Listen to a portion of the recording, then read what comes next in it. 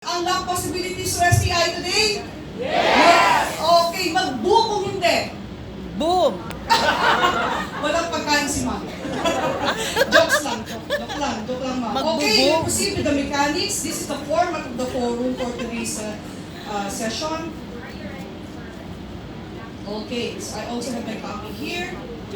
Now, the event shall focus, as mentioned earlier, on 5 areas, priority areas based on the socio-economic agenda of the government that will match the functional competencies of the R&D and the Technical Services Division of ITDI. You have seen earlier from the presentation of our director, the organizational structure of ITDI and what each division is focused into. Next would be that resource persons recognized as our influencers, the decision makers, the industry practitioners or program leaders shall briefly discuss the program framework vis-a-vis problems, issues, technology requirements, and pertinent STI interventions needed in that specific area. Later on, after that, a plenary session shall be carried out. And we will have 5 panelists from the Dost-Itdi designated to provide response, reactions on possible interventions, solutions the Institute could offer based on the challenges cited. Guests and participants are also encouraged to give reactions, ask questions, and provide inputs in the discussion.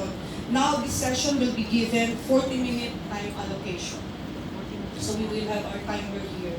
Response reactions and possible intervention solutions will be documented by the assigned personnel. We have assigned Engineer Kim and Sep Pasar to do the documentation. The summary of outputs, results shall be presented at the end of the session. And that's it. That's the format of our forum. Now, I'll give now the introduction of our distinguished speakers. All of them will be called on stage, all at the same time per introduction of each one. Now, our first speaker on the topic renewable energy is currently the Division Chief of the Technical Services Management Division, or TEMD, Renewable Energy Management Bureau, or REMB of the DOE, Department of Energy. He has been with the DOE for 25 years, pioneering the establishment of the RMB and the National Renewable Energy Board.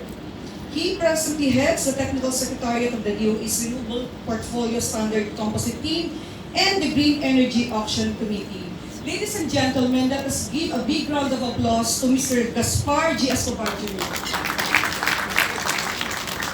Our next speaker is currently a Senior Trade Industry Development Specialist of the Department of Trade and Industry Bureau of Product Standards, or BPS, working as Conformity Assessment Bodies Manager under the Standards Conformity Division of BPS. Likewise, he oversees the Bureau's application for accreditation to ISO IEC 70065 in the Philippine Accreditation Board.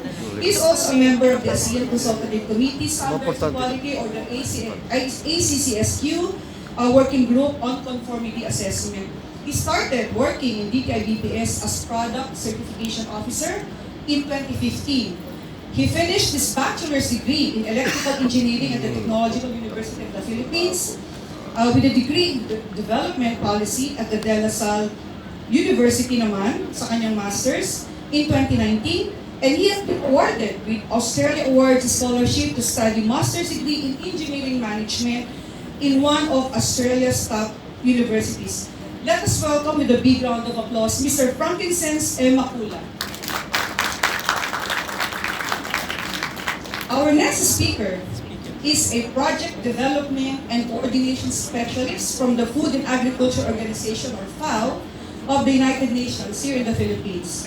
Concurrently, she is the team leader of the program subgroup on socio-economic and sustainable development. Her experience in developmental work, spanning more than 13 years, includes assignments on quantitative analysis, studies, market analysis, community-based report, and agro-enterprises. She manages a portfolio on social protection and anticipatory action, including key initiatives on building resilience among rural and vulnerable communities. She is immersed in forging cooperation with government agencies and private sector and leading support towards legislative reforms and key analytical work such as FAO's contribution to the recently adopted road